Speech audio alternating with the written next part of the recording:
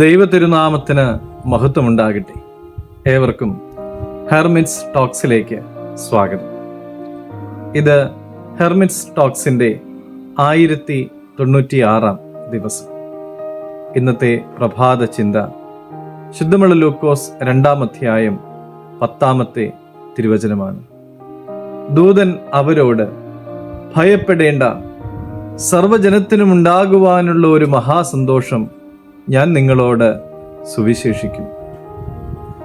Christmas എന്ന് കേൾക്കുമ്പോൾ നമ്മുടെ എല്ലാവരുടെയും മനസ്സിലേക്ക് ഓടിയെത്തുന്നത് ആഘോഷങ്ങളും സന്തോഷങ്ങളുമാണ്.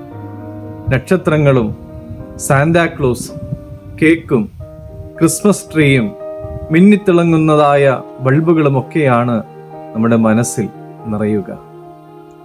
എന്നാൽ ക്രിസ്മസിൽ ആദ്യം കേൾക്കുന്നത് ആഘോഷിക്കൂ എന്നുള്ള വാക്കല്ല, മറിച്ച് ഭയപ്പെടേണ്ട എന്നുള്ള വാക്കാണ്. ദൈവത്തിൻ്റെ മഹത്വം കണ്ടവർ ഭയപരവശരായി തീർന്നപ്പോൾ ദൈവത്തിൻ്റെ ദൂതൻ അവരോട് പറയുകയാണ്, ഭയപ്പെടേണ്ട.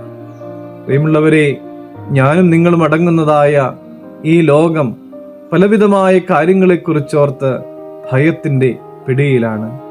ജോലി, ആരോഗ്യം, കുടുംബം, ഭാവി എന്നിങ്ങനെ ഒത്തിരി കാര്യങ്ങളെ ഓർത്ത് നമുക്കെയും ഭയപ്പെടുകയാണ്. നമ്മളെല്ലാവരോടുമായിട്ട് ദൈവം പറയുകയാണ്, ഭയപ്പെടേണ്ട. ഭയമുള്ളവരുടെ ഇടയിലേക്ക് ദൈവം കൊണ്ടുവന്ന മഹാ സന്തോഷമാണ് ക്രിസ്മസ് എന്ന് പറയുന്നത്. വയലുകളിൽ കാവൽ നിന്ന ഇടയന്മാരുടെ അടുക്കിലേക്കാണ് ഈ സന്തോഷ വാർത്ത ആദ്യമായി എത്തുന്നത്.